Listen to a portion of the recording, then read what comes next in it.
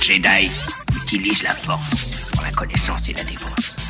Jamais. Ce sont des clients très importants, ils ne peuvent pas attendre. Eh ben, ils vont apprendre. Nous avons juré de protéger jusqu'à la mort la pierre du temps. Et j'ai juré de plus manger de glace, mais Pareil qu'on a créé un parfum pour moi. Ah, ça nous botte tous de t'entendre dire ça. Il faut avouer que voir Donnie massacrer un nazi, c'est presque aussi chouette que d'aller au cinoche. Bienvenue dans ce nouvel épisode de LCDS. LCDS, c'est le format critique de la nuit des sorties où on analyse un film ou une série. Et pour ce faire, juste comme d'habitude, avec Al. Bonsoir Al. Bonsoir Ista, comment ça va? Ça va et toi? Ça va, écoute, les températures ont chuté comme prévu. donc, Pas chez moi encore, hein. Ouais, Ah ça ouais sera peut-être demain pour moi. Ouais, moi il fait chaud là encore. Après, il fait encore très chaud, mais c'est juste que ça a réduit par rapport à genre hier, avant-hier et tout, là c'était insupportable quoi. C'est vrai que c'est un petit peu moins chaud, ouais. C'est vrai. Et là on va parler d'un sujet extrêmement chaud. Parce que c'est peut-être un des sujets qui a enflammé, je pense, l'actualité cinéma-série, c'est un mois et demi, puisque ça fait à peu près un mois et demi que la saison a commencé. Ouais, c'est compliqué. Toi, si t'étais un vrai super-héros dans la vraie vie, tu serais quel genre de super-héros, Ista, toi? Moi je serais Superman. Moi je sauverais des chats dans les arbres, ce genre de choses quoi. Moi je serais vraiment le super-héros quoi, le super-héros basique. Parce que moi c'est ce que j'aime bien, c'est le bon gars quoi, le good guy, pas l'anti-héros quoi, le super-héros. D'accord. Et t'es persuadé que tu le serais si t'avais des pouvoirs? Non, je pense pas. Mais bon, Je me suis dit, tu serais peut-être, tu vas peut-être passer en mode Homelander, tu vois, à un moment. peut-être. C'est possible, hein. Je suis trop faible, mais je sais pas. Ouais, moi j'agirais en mode, tu vois, un peu caché, tu vois, ça c'est sûr, tu vois. Je dirais pas à tout le monde que j'ai des pouvoirs, tu vois. C'est impossible. Ah ouais, tu crois? Ouais, je mettrais des lunettes et je pense qu'on me reconnaîtra plus. Je pense que ça suffira. Ça marche pour certains super-héros, donc ça marche, voilà. ça marche. Ouais, il faut que tu fasses la coupe de cheveux aussi, mais oui. Ouais, c'est ça, ouais. Bon, on va parler de The Boys. Qu'est-ce que tu peux nous dire, Ista, sur The Boys? The Boys. The Boys, c'est une série télé américaine de super-héros qui est développée par Eric Kripke, qui a notamment été showrunner de la série Supernatural sur la CW, et c'est basé sur la bande dessinée du même nom de Garth Ennis, qui a fait notamment Judge Dredd, Preacher, etc., et d'Aric Robertson. Est-ce que tu avais lu un peu The Boys, toi, ou pas du tout? Non, j'ai jamais lu et j'ai pas trop envie, je suis pas trop chaud pour le lire en fait. Moi, j'ai lu le premier, tu sais, les premiers tomes. Je sais plus où je m'étais arrêté. Enfin, c'était juste pour voir un peu comment c'était, etc. Et c'est extrêmement différent de la série. Enfin, c'est pas du tout les mêmes storylines et tout. Les personnages sont pas du tout pareils, pour le coup. Et oui, c'est encore plus outrancier, etc. Choquant entre guillemets, tu vois. Il y a encore plus de scènes choc, etc. Donc ouais, je pense que tu vas pas trop kiffer. Ouais, bah c'est pour ça, oui. Je me doutais. C'est déjà un problème que j'ai avec les séries. Je sais que le comic c'est pire, donc voilà. C'est effectivement, j'ai pas trop envie d'aller vers cette série parce que je sens que je vais pas apprécier. Donc voilà. Et du coup, qu'est-ce que tu avais pensé des 3 premières saisons, du coup, de The Boys, la série phare de Amazon Prime? Les 3 premières saisons. Alors, j'avais bien aimé la première. En vrai, c'était une surprise et tout, parce qu'en plus, à l'époque-là, Prime Video, on n'arrivait pas trop à faire des séries qui faisaient parler, en gros, hein, à côté des Netflix et tout. Et celle-là, ça a été une vraie surprise quand c'est arrivé. Je sais que je l'ai pas regardé tout de suite quand elle est sortie, mais juste parce que justement, il y a eu un peu à bouche à oreille. J'avais beaucoup aimé la 1. La 2, j'avais été déçu, je l'avais pas trouvé ouf. Elle m'avait déçu. Et sur le coup, j'avais pas direct regardé la 3e. J'avais laissé passer quelques épisodes. Et en vrai, quand j'ai regardé la 3e et que j'ai pu enchaîner je sais plus, 5-6 épisodes, j'avais plutôt apprécié en vrai. Et voilà, donc j'ai plutôt aimé la 1 et la 3 et j'avais beaucoup moins la 2. Ouais, bah écoute, moi à peu près pareil. Je pense que la série, elle est arrivée au moment où il y a eu quand même trop plein de super-héros et tout. Et puis ça arrive, je crois que c'était la fin c'était Endgame, quoi, je crois, qui sortait, etc. Je sais plus si c'était Infinity War ou Endgame, mais voilà, on arrivait à un point culminant quand même des films de super-héros. Il y en a eu quand même beaucoup. Et ça montrait une facette qu'on n'avait pas trop vue, je trouve. Et c'était un peu plus frais dans le monde super-héroïque. En plus, c'était en série. Et bon, les séries de super-héros, c'était des années 2010, c'était pas il y avait Daredevil, etc., tu vois, mais des Oui, séries de Daredevil. super-héros, tu vois, où vraiment il y avait des mecs avec des pouvoirs, c'était, bref, je vais pas reparler de Flash et des séries CW, mais c'était Bah, compliqué. c'était ça, ouais. C'était pas ce qu'on voyait de mieux. Et voilà, là, on voyait vraiment une facette qu'on n'avait pas trop vue, avec un concept un peu réaliste, entre guillemets, dans le sens où, si des super-héros étaient arrivaient chez nous, aujourd'hui, comment ils seraient, qui les financerait, comment ça se passerait au niveau de la population, etc. Et c'est triste, mais bon, on sait que The Boys, les super-héros, s'ils arrivaient, ce serait plus The Boys que Avengers, je pense, tu vois. Tu vois, je pense dans la vraie vie, malheureusement. Donc voilà, mais c'était un peu ludique, un peu sympa de voir comment comment l'armée réagirait aux super-héros, comment les grandes corporations, les capitalistes se les accaparaient, etc. Et moi je trouve que c'était super frais dans la saison 1 et ça marchait plutôt bien. Maintenant, je trouve que depuis la saison 2, en fait de saison en saison, que l'intrigue ralentit, quoi. En fait, elle fait un peu du surplace et que les persos surtout évoluent pas forcément. Et j'ai l'impression qu'au début de saison, de chaque saison, on revient à un statu quo un peu, surtout la saison 3, parce qu'encore la saison 2, il y avait des éléments et tout avec Stormfront, par exemple, qui était l'antagoniste de la saison.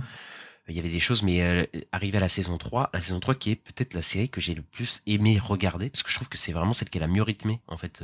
Je trouve que les blagues sont super, et il y a Soldier Boy qui est vraiment un personnage, tu vois, qui est hyper accrocheur, etc., toi, quand tu regardes la série, et je trouve que c'était la plus drôle, la mieux rythmée, etc., mais au final, quand tu finis la saison, il s'est pas passé grand chose, quoi. La saison 3, c'est vraiment, et même quand j'y repense, en repensant aux défauts de la saison 4, dont je vais aborder après, j'ai l'impression que beaucoup des défauts de la saison 4 viennent de la saison 3, en fait, parce que la saison 3, j'ai l'impression qu'elle met vraiment beaucoup d'intrigues en pause et développe pas grand chose, et quand tu passes à la saison 4, en fait, le début de la saison 4, ça aurait pu être le début de la saison 3, et ça aurait quasiment rien changé, à part quelques persos, je pense à Queen Maeve, etc., mais il y a beaucoup de persos où ça aurait pas beaucoup changé. Et voilà, donc en fait, je pense que c'est une série vraiment sympathique à suivre, mais qui traîne quand même beaucoup de lacunes dans ces saisons antérieures, quoi. Ouais, mais moi je trouve que dans la 3, elle est bien rythmée, je trouve qu'il y avait énormément d'idées, moi.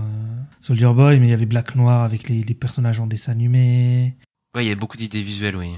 Ouais, les visuels. Soldier Boy, il y avait tous les clips musicaux qu'ils avaient fait sur YouTube et tout. Enfin, je sais pas, je trouve qu'il y avait un vrai truc, il y avait plus... Mais encore une fois, mais ça amène pas à grand chose au final, tu vois. Quand tu prends la fin de la saison, au final, c'était pas... Et je pense vraiment, quand j'y repense, que la saison 3 a beaucoup freiné la série, je pense. Mais qu'elle est très sympathique à suivre, etc.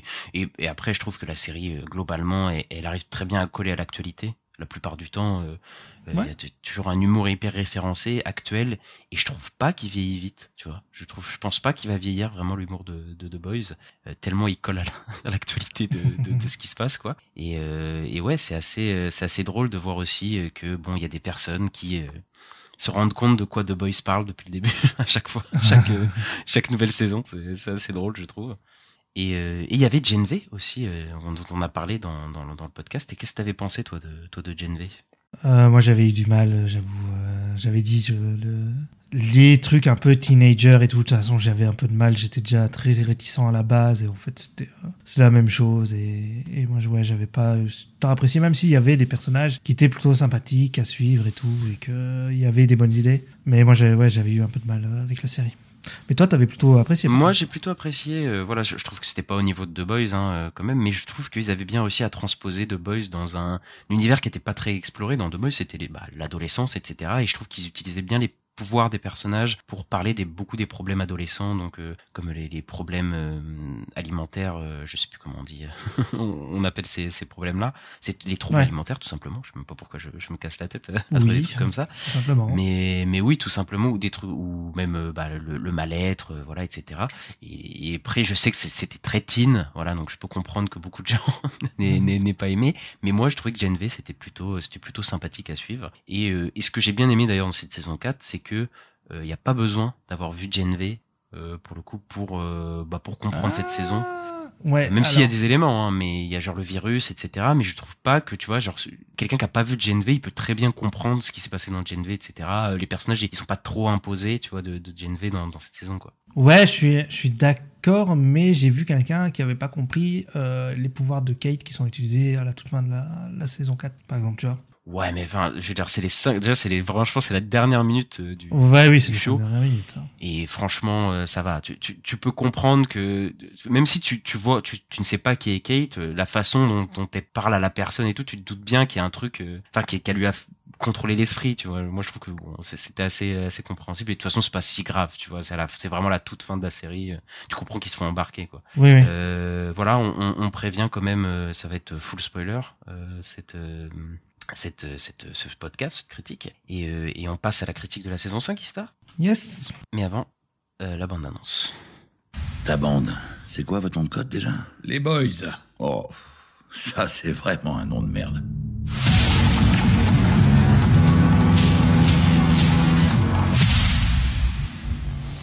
Le monde est au bord du gouffre. Victoria Newman est plus proche que jamais du bureau ovale et sous la coupe musclée du protecteur qui consolide son pouvoir. Butcher, qui n'a plus que quelques mois à vivre, a perdu le fils de Becca et son poste de chef des Boys. Le reste de l'équipe en a assez de ses mensonges. Les enjeux étant plus élevés que jamais, ils doivent trouver un moyen de travailler ensemble et sauver le monde avant qu'il ne soit trop tard. Le synopsis de la saison 4.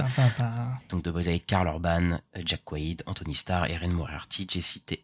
Usher, Lass Alonso, Chase Crawford, Tomer Capone, Karen Fukuhara, Jeffrey Dean Morgan qui a été annoncé cette saison et plein d'autres personnages parce qu'il y a énormément de personnages dans The Boys, ça finit jamais. Ouais. Et la traditionnelle question, Ista, qu'est-ce que tu as pensé globalement rapidement de cette saison 5? Du coup, réussite ou déception? Saison 4. Saison 4, ouais, je suis allé trop loin, je suis trop vite. Ouais.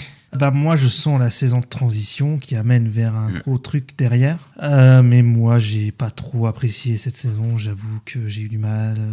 J'ai l'impression là quand je faisais le bilan qu'il y a beaucoup de d'arcs narratifs qui amènent à rien en fait. Je pense à Yui, à Frenchie, à Kimiko. Je trouve que les trois ils ont eu un arc narratif mais pour pas grand chose au final quoi.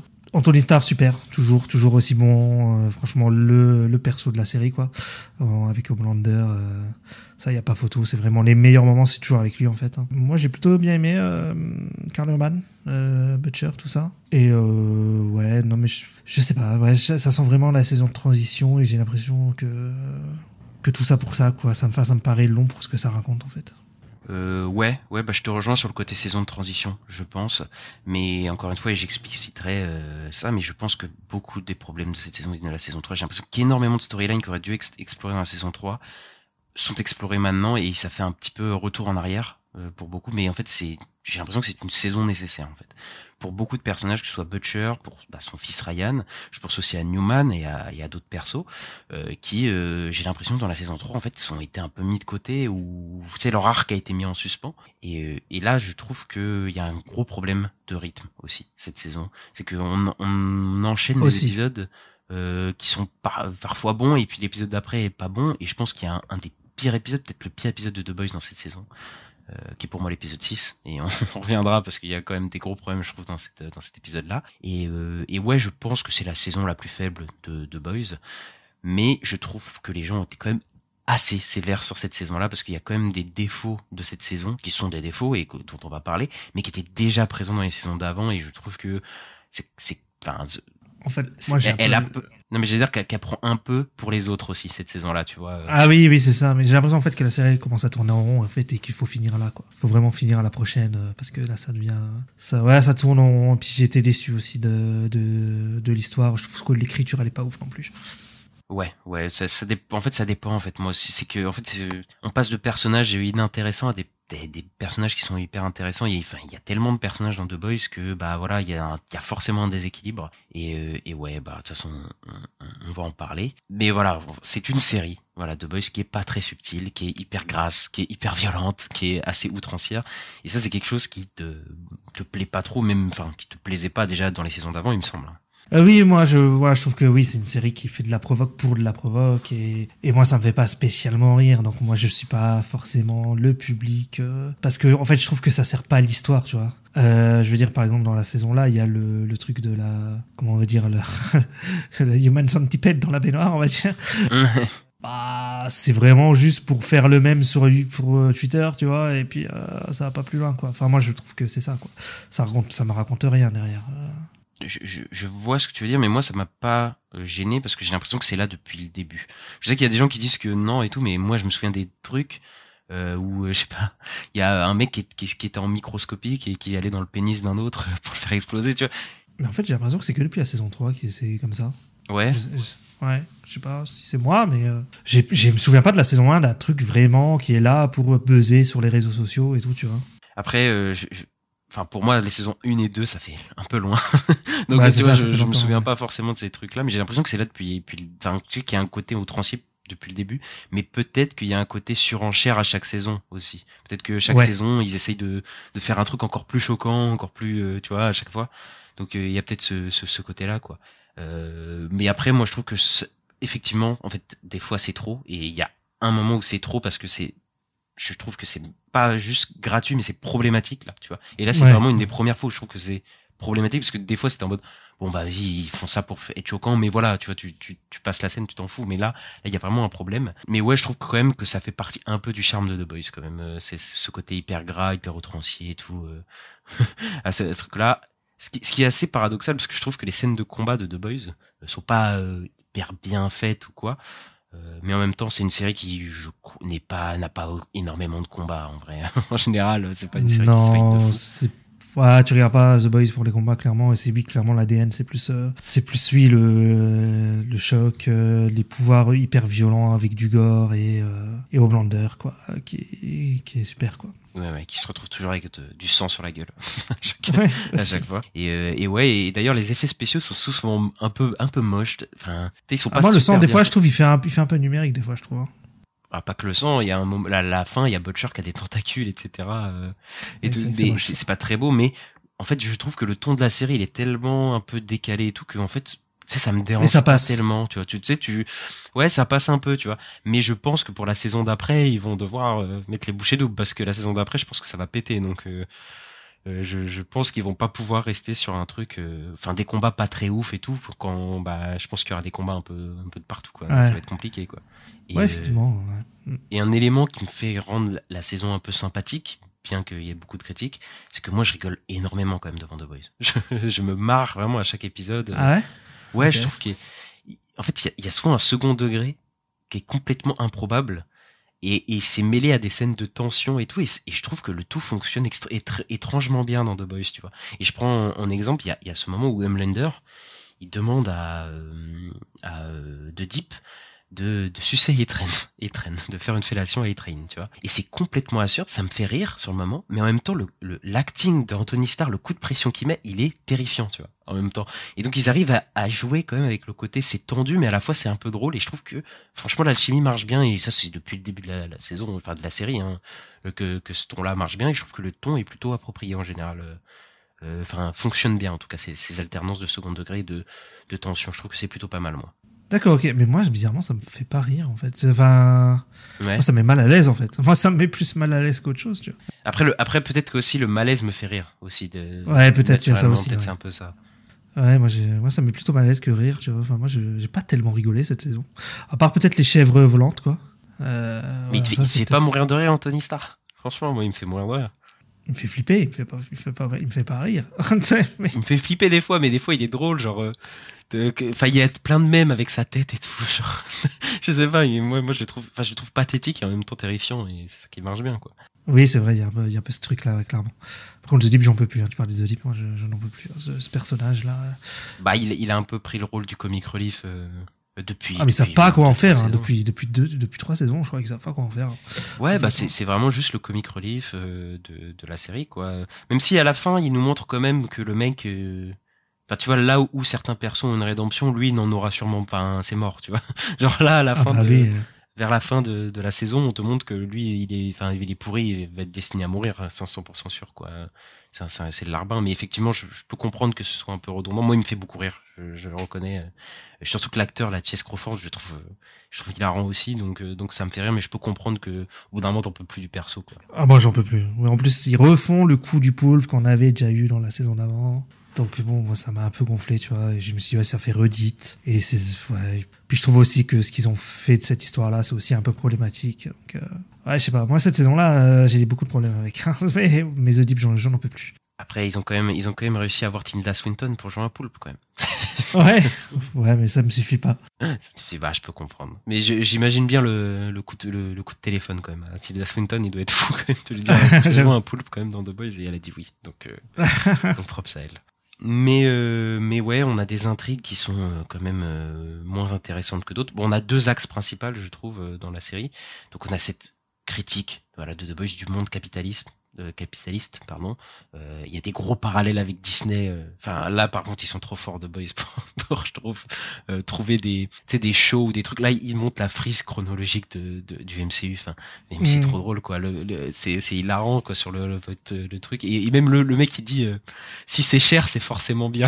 Ça me tue rire, parce que c'est vraiment. C'est Etrain qui dit ça, je crois. Une critique de l'industrie du cinéma américaine et qui est hyper bien faite, qui est grasse évidemment, voilà, c'est The Boys, mais qui est hilarante, moi je trouve. Même si je trouve que il y a quand même ce recul qu'il faut avoir, se dire bon, il y a une critique du capitalisme. C'est quand même Prime Video. Hein. Oui, c'est ça, c'est quand même une série Amazon Prime Video, quoi, tu vois. D'ailleurs, il y a un truc qui m'avait gêné dans les premiers épisodes. Il y avait des placements de produits de Prime Video à plusieurs moments. Il y a des colis à un moment Amazon Prime et à un moment ils se retrouvent dans une bar mitzvah une série Amazon là avec Rachel Brosnan. Ouais, non mais tu vois, c'est là où il y a la limite du truc, c'est que il y a une critique du capitalisme, mais la série est quand même soumise à un système capitaliste aussi, tu vois. Bah c'est ça, ouais. Et après, tu sais, ils se moquent du MCU en mode, ils font ils font 50 000 spin-offs, mais bon, The Boys a un spin-off qui s'appelle Gen V et un autre spin-off qui va être fait, donc eux-mêmes, enfin. Tu vois, je pense que voilà, dans la saison 1, ça marchait mieux parce que c'était un truc frais, nouveau, etc. Là, effectivement, eux-mêmes, ils ont les mêmes tares qui critiquent de Disney et des grosses industries cinéma. Donc voilà.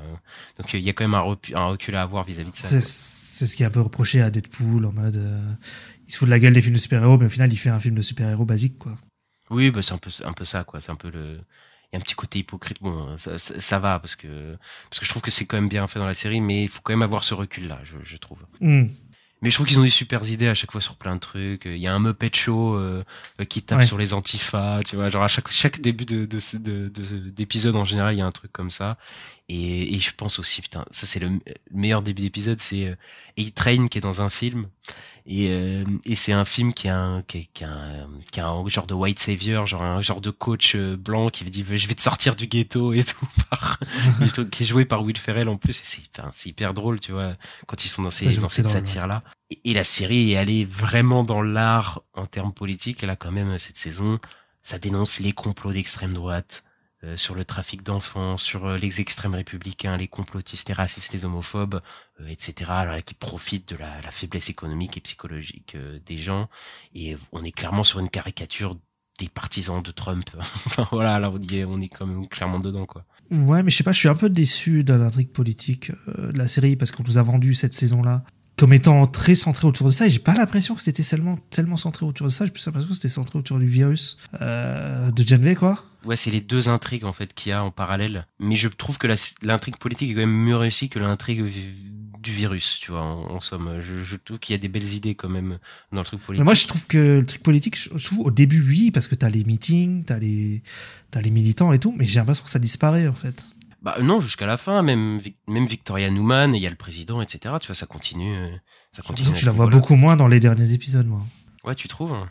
Ouais, bah moi je trouve, ouais, je sais pas. Je trouve qu'on voyait plus tellement les trucs entre les militants de Starlight et les militants de...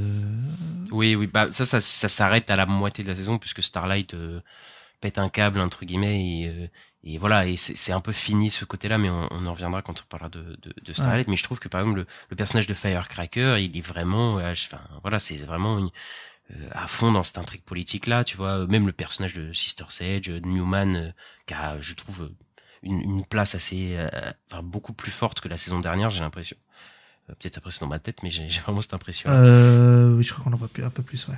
Parce que la saison dernière, j'ai l'impression qu'elle était un peu en retrait. Et ouais, moi je trouve que ça marche plutôt bien, mais il y a un truc qui est effrayant, je trouve, dans la série, c'est que les caricatures de The Boys, donc ce qui sont censés entre guillemets accentuer les trucs de la réalité, sont pas si éloignés de la réalité en face, en fait, quand tu penches sur le truc, et ça fait un peu froid dans le dos des fois, tu vois. Bah ouais, mais je pense que c'est un des problèmes qui commence à avoir à The Boys, c'est que la réalité est en train de dépasser la fiction, et que ça devient compliqué de faire une caricature, quoi.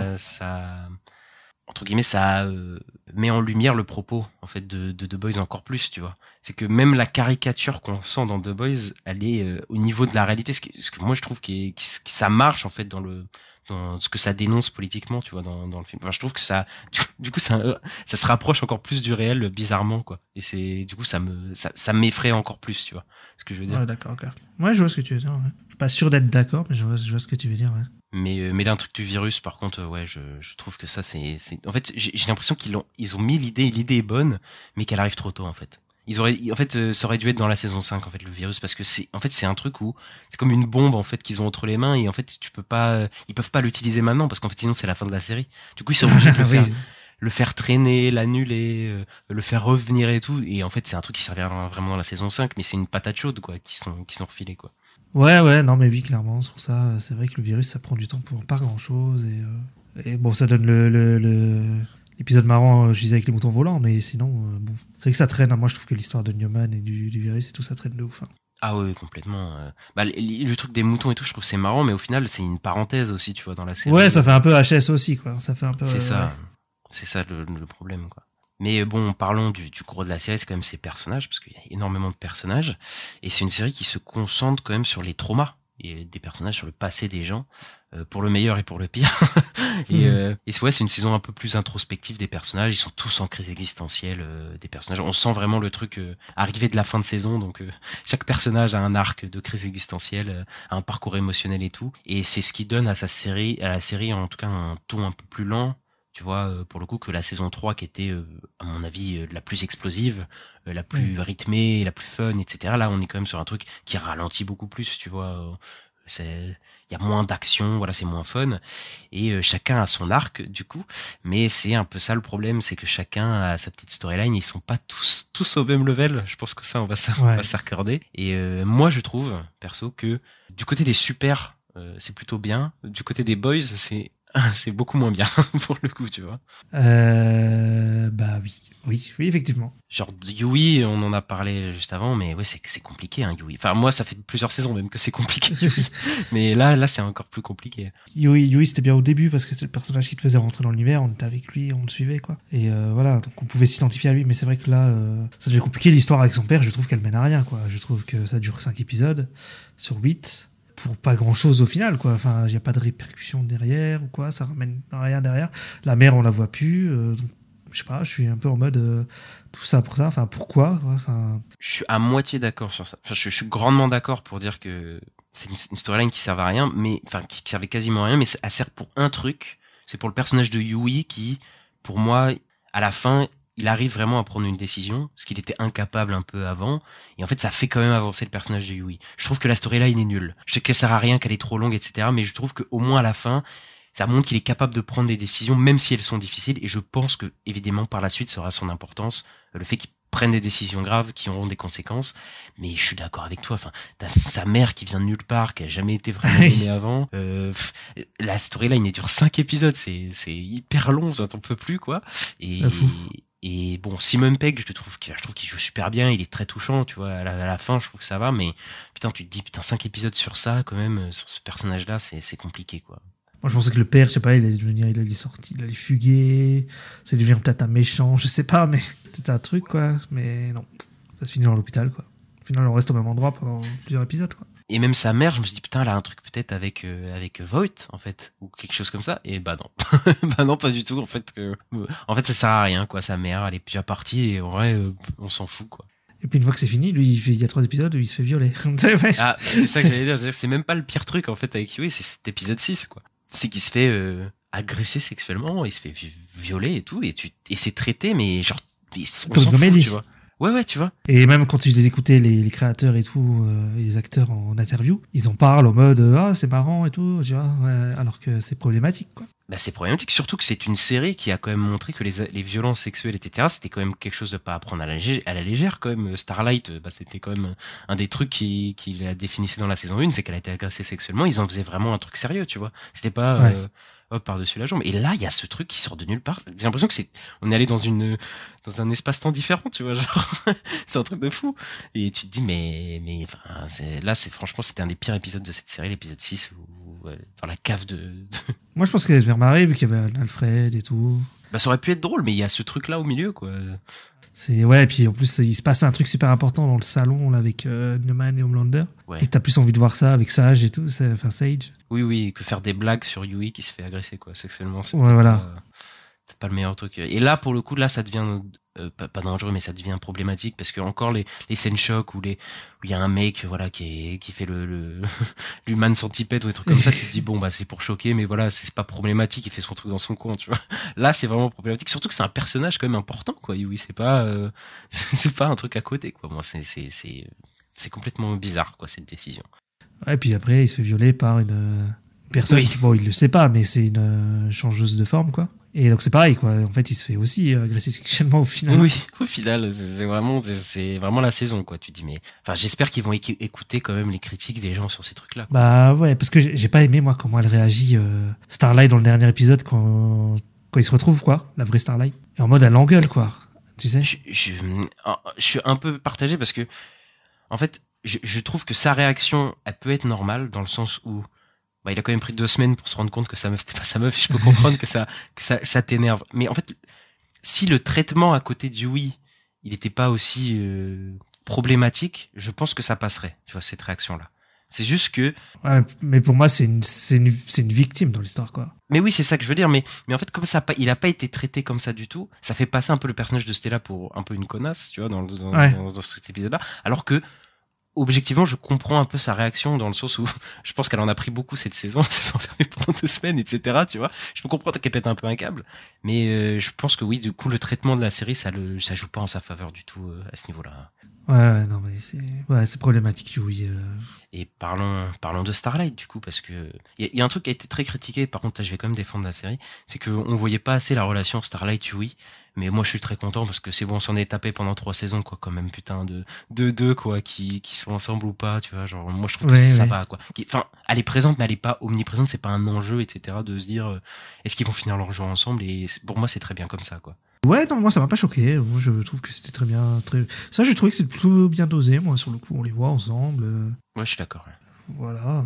Non, j'ai pas trouvé, ça m'a pas choqué. Pour moi, c'était bien ça.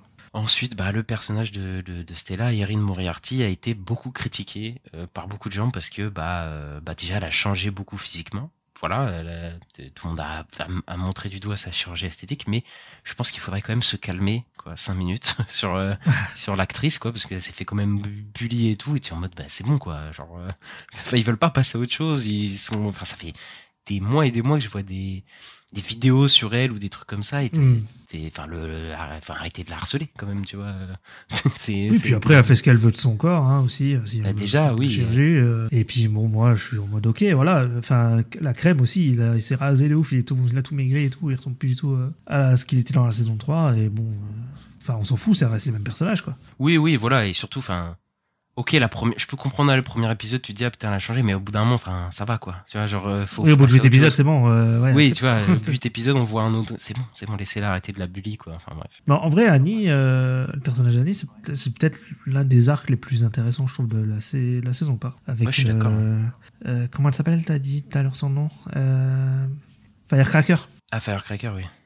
Oui, voilà, parce que ça revient un peu à la jeunesse de Annie, qui était un peu une connasse aussi, en fait, hein, de ce qu'on comprend. Ouais, en fait, ce qui est bien avec le personnage de Stella, c'est que elle est en crise identitaire, tu vois, et je trouve que c'est bien pour son personnage, parce que je trouve que moi, c'était un personnage qui avait une image hyper clean, en fait. Dans les 3 saisons, ouais. Genre... Après, c'est un peu l'image qu'on a créée d'elle, hein, que The Voight a créée d'elle, que sa mère a créée d'elle, mais en fait, elle est trop lisse, quoi. Son personnage, il est toujours dans le bon, dans le bien et tout. Et je trouve que égratiner un peu son image, pour le coup, je trouve que ça marche bien. Et Firecracker, c'est sa rivalité avec elle, c'est ça qui va l'égratiner, vraiment. Ouais. Et je trouve que c'est plutôt bien fait. C'est peut-être un peu rapide, ça aurait mérité peut-être de s'attarder un peu plus. Je veux bien le comprendre. Par exemple, sa fondation, tu sais, la Stella et les Stella activistes, je trouve qu'on s'attarde pas du tout assez dessus. Non, c'est ouais, ça. Comme je disais tout à l'heure, au bout de quand il se passe le truc qui fait qu'elle est un peu cancel, on va dire. Tout d'un coup, ils sont plus là, les Starlight activistes là. Oui, ça passe un peu trop rapidement, quoi, parce que encore il y a trop de storylines, ils ont pas le temps de s'attarder sur tout et tout, mais je trouve que c'était plutôt bien fait, quoi. Et j'aime bien aussi ce qui se passe à la fin de la série où elle doit affronter la shapeshifter là, et en fait elle doit s'affronter elle-même, en fait, entre guillemets. Oui, aussi. Les gens me dire c'est pas subtil. Oui, mais c'est The Boys.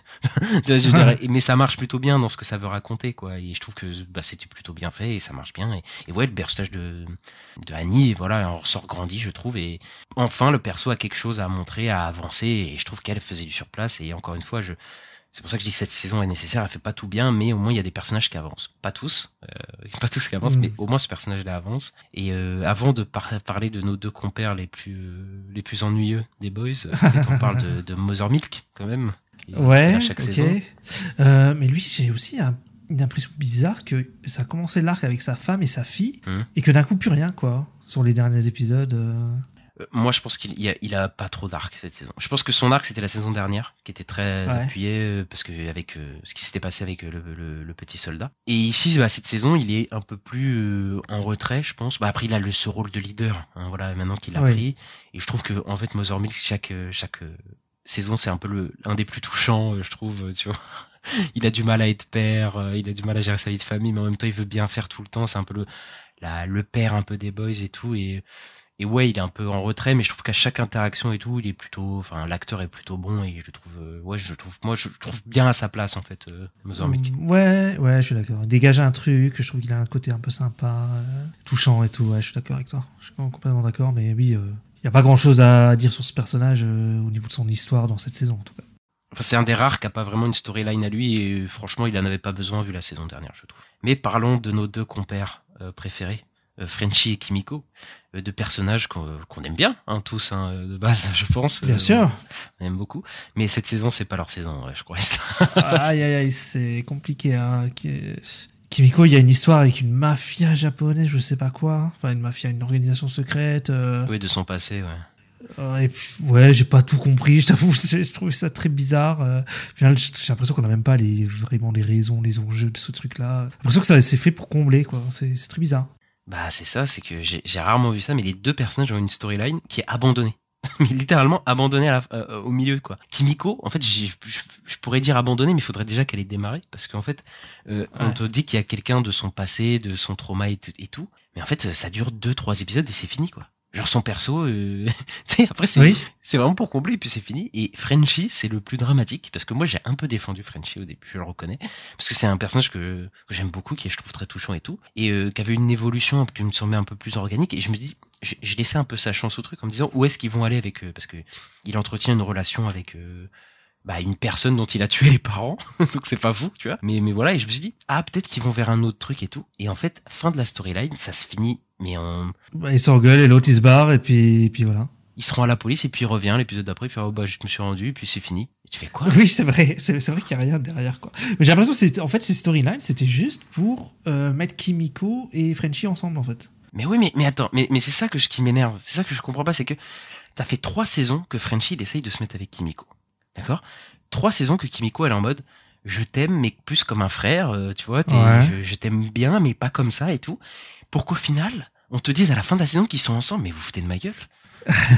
Non mais vraiment ça m'a énervé, quoi. Je me suis dit mais je pense que l'histoire c'était pour le rapprocher, tu vois, en mode elle a tué quelqu'un et lui il a tué quelqu'un qui était proche, etc. Oui, mais c'était déjà le cas dans la saison 3, c'est déjà le cas dans la saison 2, c'est déjà le cas dans la saison 1. C'est toute leur histoire, c'est toujours ça en fait, à Kimiko et Frenchie. Et je pense encore une fois que la saison 3 elle a pas fait du bien, mais la saison 3 elle est restée encore sur un statu quo. Non mais la saison 3, il y a une scène qui est trop bien, c'est Kimiko avec les gods. Tout le monde. Oui, mais je veux dire, mais oui, mais leur personnage, leur relation, je trouve pas qu'elle évolue tant que ça dans la saison 3. Ah non. Et là, je trouve que, et pour moi, la conclusion, c'était qu'ils étaient amis, enfin, c'était les meilleurs amis, et voilà, quoi, c'est tout. Et de revenir à ça, à Kimiko et Frenchie, à la fin, je trouve que c'est un aveu d'échec, en fait. C'est un aveu d'échec sur ce que ça voulait raconter, et c'est juste en plus pour les émotions à la fin parce qu'ils se font séparer, et du coup ça, t'as ce truc un peu déchirement de les voir les deux et tout, mais je trouve que le fait qu'ils s'embrassent ça a aucun sens pour le coup, et je trouve que c'est vraiment le plus gros point faible de cette saison, la storyline la plus faible, c'est vraiment ces deux-là pour moi. Ouais, je suis d'accord, c'est ce que j'avais noté aussi clairement. En fait, oui, elle est problématique et eux en fait elle sert à rien. Oui, complètement, quoi. C'est un retour au point de départ, quoi. Tu te dis pourquoi faire tout ça, pourquoi faire toute cette relation avec ce gars pour au final faire ça, enfin ça a aucun sens pour le coup. Ouais, clairement. Et on finit avec le dernier des Boys, l'homme le plus charismatique des Boys, Butcher, joué par Karl Urban. Est-ce qu'il t'a convaincu cette saison ou pas? Je suis mitigé. Je sais pas, il y a des trucs que j'aime bien. Moi, je trouve que l'histoire avec Ryan, elle n'est pas si dégueu que ça. Je trouve que Ryan qui est déchiré entre Homelander et Butcher qui est le père adoptif en gros, je trouve que c'est quand même intéressant quoi. Je trouve que c'est intéressant. Et puis Karl Urban il a toujours ce charisme. Moi je trouve qu'il a un charisme de ouf hein. Butcher il est incroyable quand même. Et je sais pas, moi je trouve que c'est quand même intéressant à suivre parce qu'il essaye de protéger Ryan. Moi je suis d'accord. Moi je trouve que c'est une des meilleures storylines. C'est peut-être même le truc le plus intéressant. Butcher, Homelander, Ryan, ce truc-là entre les trois qui est super. Alors que j'aurais pas parié du tout sur Ryan au début de la saison, je pense, parce que c'était pas un personnage que j'aimais bien. Mais je trouve que Butcher a enfin un dilemme qui en fait, c'est la suite, en fait, c'est la continuité de la saison 2, en fait. Ce moment-là, c'est là où je dis qu'encore la saison 3 a un problème, c'est que la saison 3, au début, elle te dit, bon, bah, Ryan, on te met sur le côté. Et Butcher est en roue libre pendant toute la saison. C'est-à-dire que là, la saison dernière, elle est hyper fun parce que Butcher, il met les potards à fond, quoi. Karl Urban, tu vois. Il est en roue libre et c'est super de voir Karl Urban en roue libre, etc. Mais du coup, le personnage, il avance pas tellement. Et là, je trouve qu'il a un côté beaucoup plus émotif. Voilà, il reprend l'histoire avec son gosse. Et il y a une vraie trajectoire quand même un peu pour le personnage, quoi. Et bon, il y a cette histoire de vision, par exemple, qui a beaucoup... Ah oui, ouais, ça par contre, très déçu du rôle de Jeffrey Dean Morgan quand même. Hein.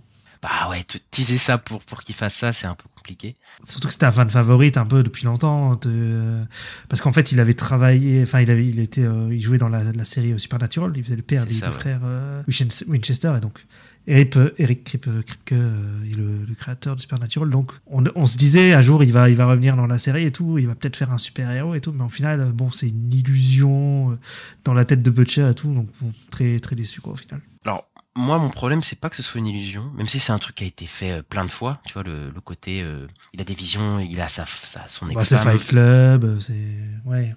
Ah bah, mais c'est ça le problème, c'est la révélation plutôt. La révélation que Jeffrey Dean Morgan est d'une vision, enfin voilà, il est dans sa tête. Pour moi, c'est vraiment un twist nul parce qu'en fait, tu le vois arriver à des kilomètres déjà. Tu le sens et tu le pressens. Et surtout, moi, je l'avais pas vu arriver. Voilà, je le dis. Mais je suis très crédule. Mais toi, t'es extrêmement naïf sur ce genre de choses. Oui. Moi, je t'en avais même parlé. Ah bon, je me souviens, je t'en avais parlé. J'avais parlé à toi et Luc. Et ouais, moi je trouve que cette dynamique de Jeffrey Dean Morgan, un peu le démon et sa femme qui est un peu l'ange et tout, ça marche en fait. Quand voilà, et Butcher il est tout seul, il parle aux deux et tout, il se fait influencer. Je trouve que ça marche plutôt bien. Mais en fait, ça arrive trop tard parce qu'en fait, la révélation que Jeffrey Dean Morgan est une vision. Je trouve qu'elle aurait dû arriver dès le début. En fait, ça aurait dû être dès le départ le point de départ en fait, au lieu de nous faire une révélation un peu nulle vue à des kilomètres. Je trouve que ça marche bien et ça fait encore un parallèle d'ailleurs entre Butcher et Homelander parce que c'est un des nombreux parallèles qu'ils ont. Bah, oui, c'est vrai. Ils ont des gens qui leur parlent dans leur tête. Quoi. Ça, c'est un des nombreux miroirs avec Homelander que j'aime beaucoup. L'un censé représenter l'humanité, l'autre les super, mais en final, on se rend compte que même si tout le censé les opposer, en fait, ils se rapprochent beaucoup plus que prévu et ça c'est les saisons précédentes qui nous avaient pas mal montré ça, qui sont pas si éloignés l'un de l'autre. Ces deux father figures entre guillemets pour Ryan, ils ont tous les deux peur de la mort qui approche en plus dans cette saison puisque bien sûr, ouais. Homelander a peur de mourir et Butcher va mourir dans quelques mois, voilà, et ils sont tous les deux ils sont tous les deux liés par Ryan qui enfin a une vraie identité, c'est pas juste un poids qu'on trimballe d'épisode en épisode quoi. Ça promet, ce qui se passe à la toute fin, ça promet pour le personnage de Ryan, en tout cas pour la prochaine saison. Ouais, je trouve que en plus l'acteur, tu vois, je me disais peut-être il peut vite devenir insupportable, mais ça va. Je trouve il en fait pas trop, etc. Il a une vraie identité et il est parfaitement tiraillé par ces deux côtés, parce qu'en fait qu'il rejette un peu tous les deux en fait au final, mais en fait il est proche de ses pères, il a envie d'être proche d'eux, mais en fait ses deux parents essaye de le contrôler à un certain moment et c'est ça qui le fait fuir en fait à chaque fois quoi. Et c'est au moment où ses parents lui laissent le choix, donc quand Butcher lui laisse le choix d'être là, ne le force pas à faire grand chose, qu'il connecte avec lui, et c'est le moment où Homelander ne le force pas à être quelque chose que Ryan connecte avec Homelander, parce que le début de la saison, Homelander il essaye de le modeler entre guillemets et de faire putain t'es le prochain super héros, et lui il est pas du tout à fond dedans. Et il y a, je crois que c'est l'épisode 5 ou 6, le moment où il lui laisse un peu le choix, tu sais, il lui force pas du tout à humilier quelqu'un, il le fait de lui-même, il a cette illusion de choix que Ryan, et du coup devient un peu comme son père, tu vois. Et ça, j'ai trouvé que c'était plutôt bien fait, en fait, ce tiraillement entre Ryan, qui va malheureusement mener à Ryan qui part de la salle de Butcher parce que, comment ça s'appelle, Mallory, c'est ça? Grace. Grace, oui, c'est ça, je crois que c'est Grace Mallory. Oui, je crois que, oui. Et elle veut forcer Ryan, elle veut le modeler, et Ryan dit, tu voulais faire comme mon père, voilà, me modeler, etc. En fait, oui, ça rappelle ce qu'ils ont fait à Homelander, et dont il y a un épisode qui revient sur ça, sur quand il était petit, ce qu'ils lui ont fait et tout. Ouais. Et du coup, il part, il tue même Mallory, Grace, et alors que Butcher avait plutôt compris qu'il fallait pas le forcer, et c'est assez dommage, quoi. Mais le MVP de la saison, c'est quand même Homelander, Istin. Oui, complètement, hein, de toute façon. Après, c'est chaque saison, on dit ça. Oui. Ouais, toutes les mimiques, le jeu d'acteur de Anthony Starr. Il est drôle, mais il est aussi très flippant. Il est charismatique. Enfin, il a tout, quoi. Il a tout. Et puis son arc narratif est plutôt chouette. Même si moi, je suis très déçu de son duo avec Sage. Parce que Sage à la fin, elle dit juste j'avais tout prévu. Mais elle me dit pas comment. Et moi, ça me dérange, tu vois. Je vais revenir sur Sage juste après, parce que je pense qu'il y a quand même des choses à dire, mais sur Homelander, je suis d'accord. Voilà, Anthony Starr, je pense qu'il a rien à prouver, et oui, l'épisode 4, il joue extrêmement bien. Mais enfin là, il va vraiment montrer tout son côté terrifiant, etc. Je pense qu'Anthony Starr a un objectif chaque épisode, c'est de faire le maximum de mèmes possible avec sa tête, quoi, parce qu'il a vraiment des expressions faciales mais c'est un truc de fou, quoi, qui sont géniales, je trouve. Et il y a cet épisode 4 où encore une fois on revient sur les traumas des personnages en introspection avec eux, et Homelander aussi, il revient là où tout a commencé pour lui, dans un laboratoire où il était créé, où il était analysé, où il était traité un peu sans amour, il était humilié, etc., quoi. Et on c'est horrible ce qu'ils l'ont fait, c'est horrible, hein. Oui, c'est un des rares moments, d'ailleurs, où on est en empathie avec le personnage ce qui est un peu un sentiment un peu ambivalent, parce qu'on sait que c'est un gros connard et tout, mais tu sens quand même que le mec a vécu des trucs pas fous dans sa jeunesse, parce que voilà, et c'est ça qui a créé d'ailleurs ces problèmes de peur d'abandon, ces problèmes psychologiques, mais son besoin d'amour qui est compulsif.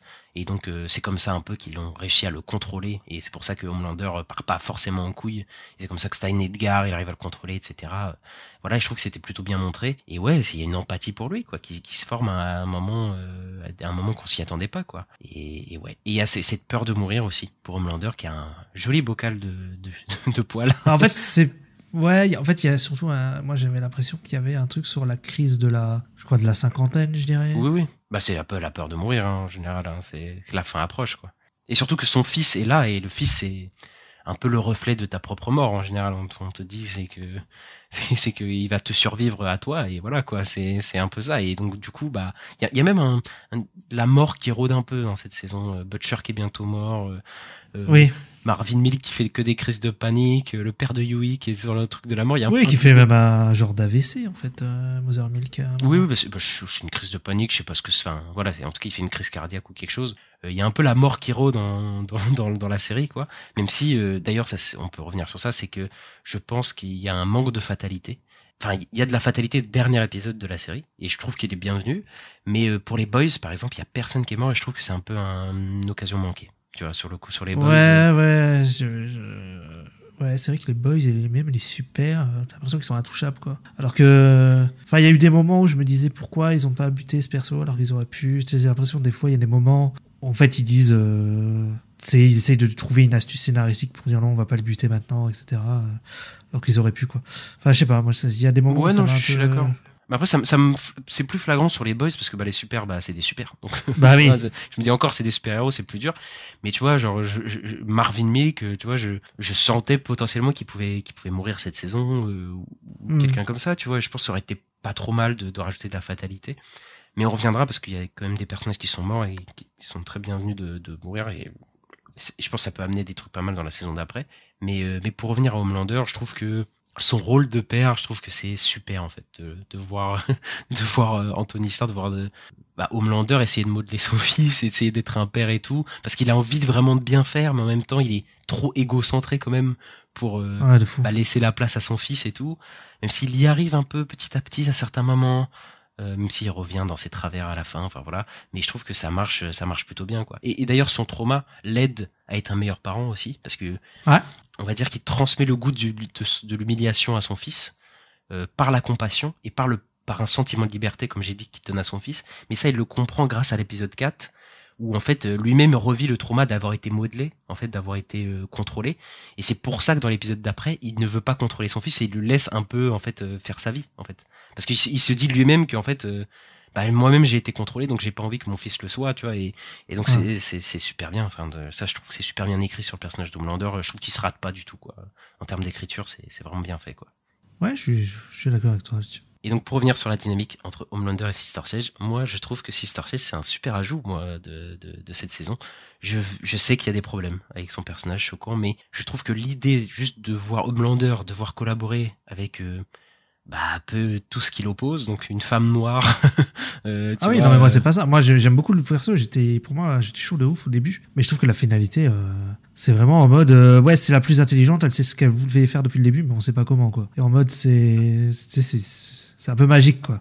Bah c'est un peu le trope de ces personnages hyper intelligents. C'est que on ne peut jamais capter entièrement ce qu'ils ont prévu ou pas, tu vois. T'as toujours un flou avec ce personnage-là. Mais moi je trouve le personnage Sister Sage plutôt frais parce que déjà c'est quand même une femme noire qui est pas du tout dans les canons de beauté, tu vois. Je trouve qu'elle est pas tu vois, c'est quand même quelque chose de différent dans la série, et Homelander voilà qui collabore avec elle, je trouve que c'est plutôt pas mal. J'aime beaucoup son côté blasé parce qu'elle est trop intelligente et tout, et ça la saoule, et même elle a une des scènes les plus perturbantes que j'ai vues dans The Boys, et pour le coup qui est pas gratuite. Voilà, pour le coup c'est vraiment une scène un peu choquante, mais en même temps qui est pas gratuite, qui sert au personnage. C'est le moment où elle se lobotomise elle-même, pour le coup, qui m'a fait très, enfin je sais pas moi, les trucs dans l'œil et tout, moi ça me fait vraiment un recul, mais pour le coup je trouve que c'était bien amené, c'était bien fait. Et mais ça par contre je trouve ça drôle, tu vois, à un moment elle se prend une balle dans la tête et après elle parle comme un enfant de 3 ans, quoi. Oui, voilà. ouais, ça c'est plutôt bien fait, ça. Je trouve que aussi c'est plutôt pas mal, quoi. Mais ouais, je trouve que le meilleur truc de ce perso, c'est aussi sa plus grande faiblesse, c'est son intelligence, en fait. Ces persos-là, en fait, tu peux pas en fait expliquer à quel point leur plan est fait et tout, parce que sinon tu vas en fait, si t'arrives à comprendre entièrement le personnage, ça veut dire qu'il est pas assez intelligent, il est pas supérieur à toi. Je sais pas si c'est clair, tu vois ce que je veux dire. Ouais, peut-être, je sais pas. Moi, le problème, c'est que par exemple, à la fin, ils ont des images du bunker et je sais pas où ils ont été les chercher, quoi. Ils ont des images du président qui joue au golf. Et je me demande, mais où c'est que vous avez eu ces images, quoi. Enfin, mais pour moi, c'était la Shapeshifter. Ouais, mais comment, enfin. Je pense qu'elle filmait, mais oui, après, je vais pas te mentir, les énormités comme ça dans The Boys, il y en a plein, tu vois. Genre à la fin, il y a Starlight qui sort de nulle part. qui était attaché, qui arrive à se détacher et qui arrive dans le bunker à la fin, et tu fais, mais d'où tu sors? C'est vrai comment elle est rentrée, ouais, c'est vrai. Mais moi, c'est vraiment le fait que Sister Sage vienne et ils disent, ouais, j'avais prévu tout le début, tout depuis le départ, mais en fait, on m'explique pas qu'est-ce qu'elle avait prévu, on m'explique à aucun moment, tu sais, j'aurais bien voulu qu'on montre un montage, genre un training montage où on montre, ouais, elle avait prévu ci, ça, elle avait fait ci, ça. Mais là, en fait, c'est juste, elle vient, elle dit, ouais, bah, j'avais tout prévu. Et elle se casse, quoi. Donc moi, je sais pas, moi, ça me dérange. Je vois ce que tu veux dire, mais pour moi, le perso est présenté comme très mystérieuse, tu vois. Genre, on n'est jamais dans sa psyché au personnage. Genre, on est, tu vois, dans certaines séries, on est avec le mec intelligent, tu vois. On est en mode, ouais, comment il réfléchit, et elle, on est toujours un peu éloigné. On voit dans son regard qu'elle l'analyse sûrement des trucs, j'en sais rien, tu vois. Mais on n'est jamais vraiment avec elle. Donc, elle a quand même toujours un coup d'avance sur nous, et le truc à la fin, je suis d'accord, c'est trop facile de venir faire, moi, je savais tout. Mais, bon, je pense que de toute façon, ce passage-là, c'est en mode revenez pour la saison 2. Je pense, tu vois, clairement. C'est ça, tu vois, et c'est peut-être pour ça aussi qu'on capte pas tout, tu vois. En fait, je me dis ça, moi. Ah, peut-être, ok. Après, dans la saison suivante, ça se trouve, il y aura pas du tout de réponse, donc bon. Moi, j'y crois pas, mais bon. On verra bien.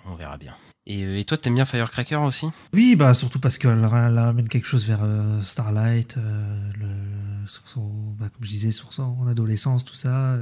Un contrepoint, ouais. Ouais, voilà, il y a un contrepoint avec Starlight, et le fait qu'elle est avec les complotistes et tout, là. C'est la convention et tout, c'était un peu sympa, quoi. Bah ouais, elle a une dévotion complètement aveugle envers une figure qu'elle décrit comme christique pour elle, genre Homelander, tu vois, elle est prête à tout pour lui, tu vois, genre c'est complètement fou. Et mais ça montre bien quand même des situations, on va dire, des discours un peu fascisants qu'elle peut avoir, où elle débite mais des énormités toutes les 5 secondes, tu vois, à chaque discours, et qui n'ont aucun sens en réalité, mais en fait le bon sens dans son électorat ne fait plus n'existe plus, quoi. Peut dire n'importe quoi, que en fait ça passe, en fait. Il y a une aliénation totale, quoi. C'est vraiment les discours QAnon ou ce genre de choses, quoi. C'est ça, le personnage est complètement pathétique. Ses pouvoirs sont pas si puissants du tout.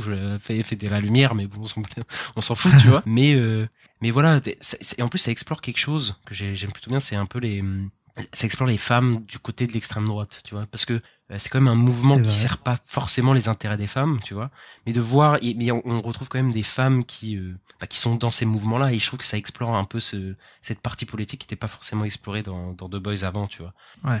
Et je trouve ça c'est plutôt pas mal, et je trouve que l'actrice la joue bien, elle est plutôt pas mal, quoi, moi je trouve. Ouais, je suis assez d'accord avec toi. Le personnage, il est intéressant, il est un peu marrant, il est plutôt réussi. Ouais. Et j'adore aussi parce que tu vois bien son électorat est complètement aliéné, c'est que les gens se retournent contre Starlight parce qu'elle fait preuve de violence physique.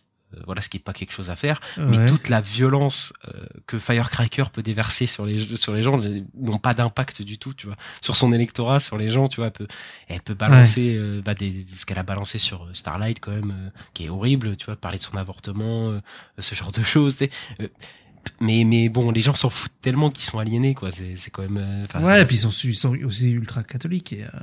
C'est aussi le débat sur les. Je crois qu'on appelle ça les pro-vie, ceux qui sont contre l'avortement aux États-Unis. C'est ça, oui, les pro-life. Ouais, pro-life, ouais. C'est complètement, ça reprend complètement ce thème-là, quoi. Et la religion qui est extrêmement utilisée aussi dans la religion, enfin dans la politique aux États-Unis, quoi, qui est extrêmement présente, quoi. En vrai, déjà depuis la saison 1, puisque déjà Starlight était, il y avait une convention à un moment, pas une convention, mais je sais plus, elle était sur scène et c'était un truc catholique et tout, ouais. Mais là, je trouve que Firecracker l'utilise vraiment. Enfin, ça a toujours été. Ouais. T'as raison en fait. Mais je trouve que, enfin, tu sais, au bout d'un moment, elle a fait quelque chose de mal selon la religion. Tu sais, enfin, selon pas que la religion d'ailleurs, parce que elle a quand même couché avec un mineur, voilà. Mais tu sais, elle se fait pardonner par la grâce de Dieu. Tu sais, ce genre de choses. Tu vois, tu te dis, mais les Américains, ils sont vraiment matrixés par la religion. Quoi. C'est vraiment quelque chose d'hyper important en politique. Quoi. C'est complètement ça. Hein. Est-ce qu'on parlerait pas du meilleur arc rédempteur de l'univers, Monsieur A-Train? Ah oui, c'est vrai. Je pense un des meilleurs persos aussi, à chaque fois hyper touchant, moi je trouve. Ouais, il y a clairement un revirement de A-Train dans cette série où il se met du côté des boys au final. Hein, il va trahir les super, mais c'est toujours intéressant quand t'as des taupes et tout qui sont un peu dans les camps à côté qui vont aider les héros. Puis A-Train, tu comprends que voilà, il a jamais voulu faire ça vraiment. En fait, ça n'a jamais été vraiment un méchant, quoi, A-Train. Ah, quand même. Saison 1. Ah ouais. Bah après, saison 1, mais saison 1, il est sous une drogue et tout, il me semble. Il y a un truc avec une drogue. Oui, mais je sais pas si tu viens, il tue sa copine qui est complètement camée. Ah oui, je me souviens.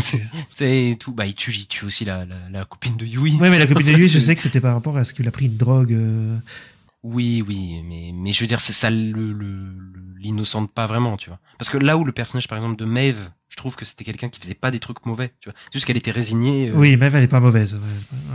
Elle est pas mauvaise. Lui, je trouve qu'il était quand même un peu, enfin voilà, il était un peu en mode je fais ce que je veux, tu vois. Oui. La saison 1, tu vois. Ouais, mais je pense que t'avais déjà un truc qui allait vers là dans la saison 3, où il y avait un truc qui parlait du racisme avec un super-héros hyper raciste là dans son quartier là. Et ouais, en fait, son évolution est logique pour aller vers plus un super-héros. Et en vrai, lui, j'ai l'impression que là, il aimerait bien être un vrai super-héros, comme on le pense, quoi. Parce qu'il y a la scène où il ramène Mother Milk et que t'as le garçon qui le regarde et qui sourit et tout, en mode il a vu ça. Ouais, super scène.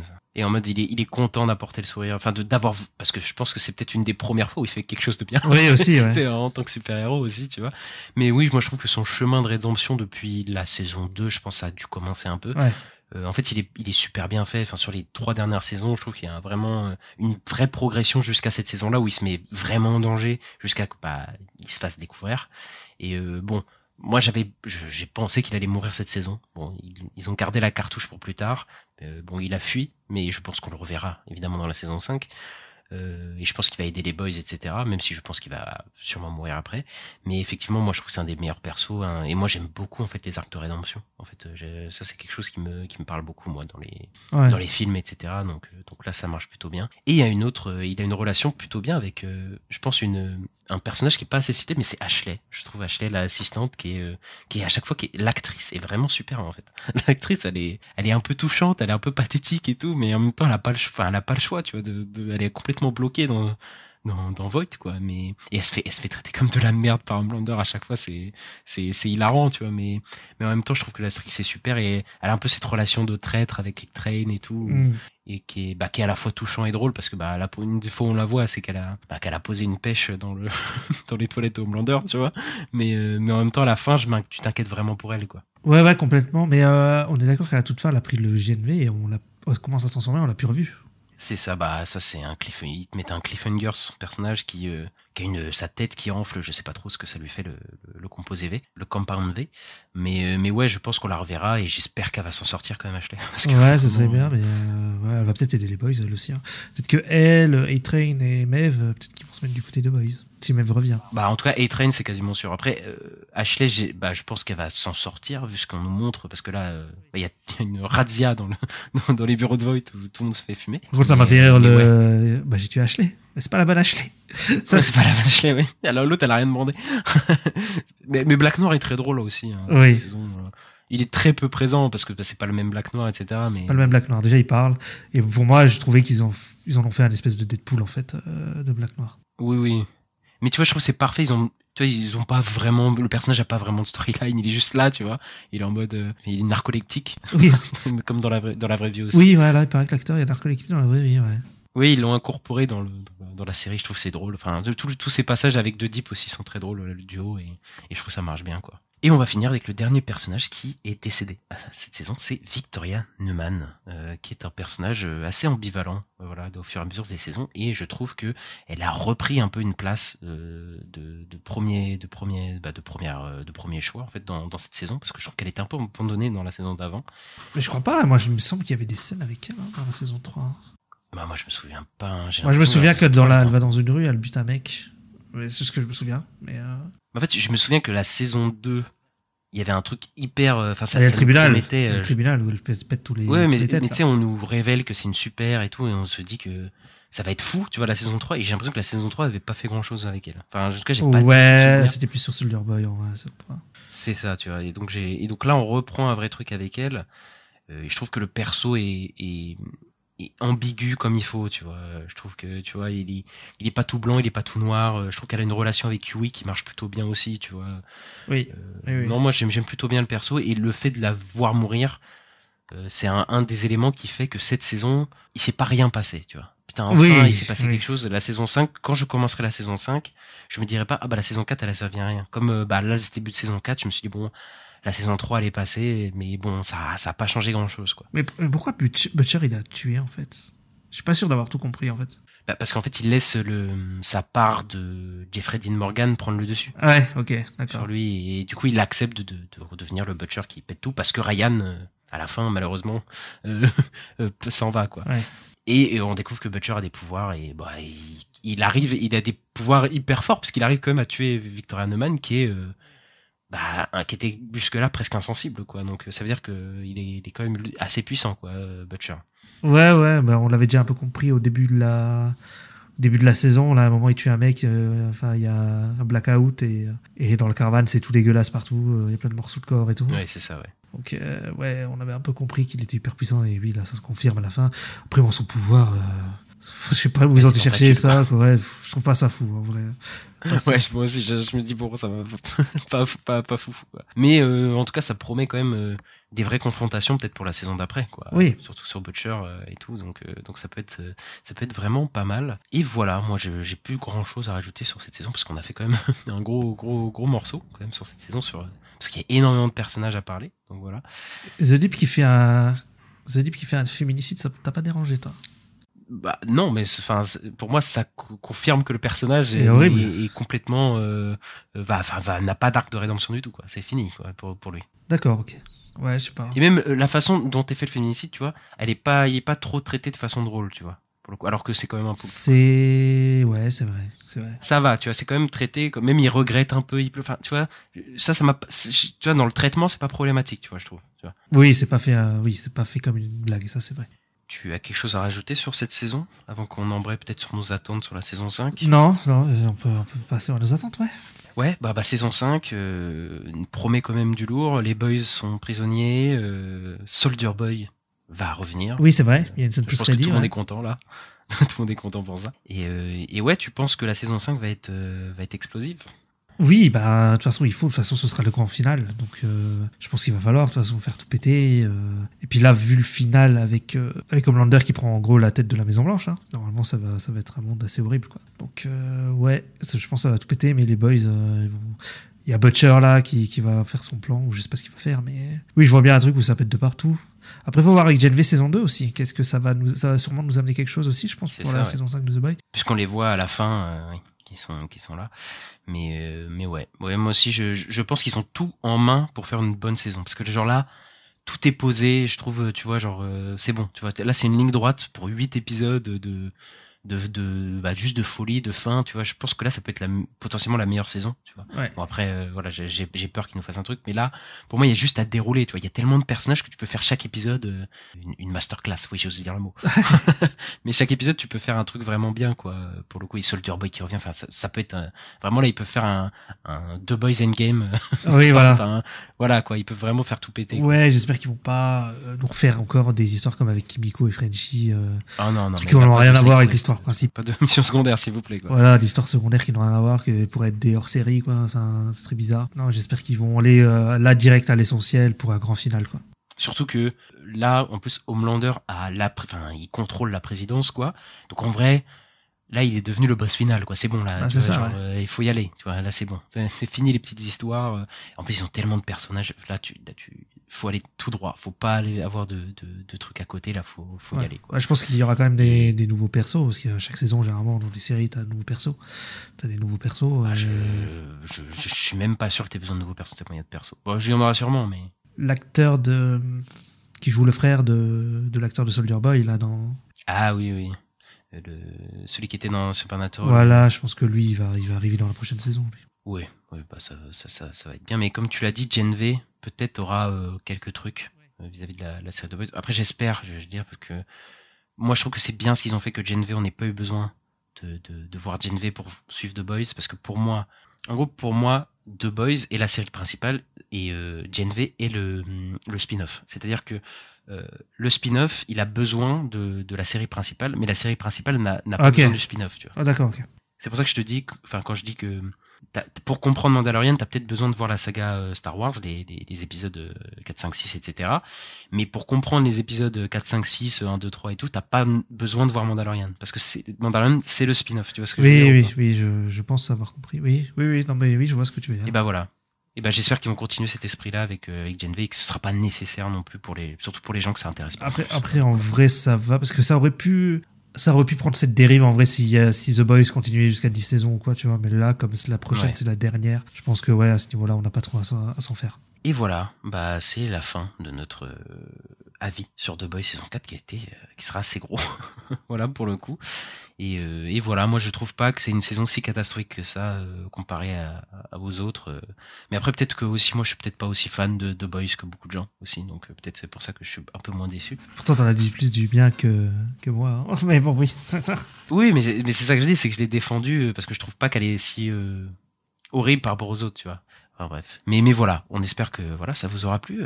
Bon, cette semaine, bah à l'heure où vous écoutez, bah Deadpool et Wolverine est déjà sorti. Donc voilà, donc ce sera notre prochaine critique et on espère que bah vous avez bien aimé cet épisode. N'hésitez pas à nous suivre sur les réseaux sociaux @l'NBSortie sur Twitter, sur Instagram, sur TikTok, sur YouTube et mettez le petit pouce en l'air et 5 étoiles, voilà, selon votre plateforme, ça fait toujours plaisir et on espère vous revoir très bientôt sur la nuit des sorties et on se dit à ciao, Ista. À bientôt. Ciao.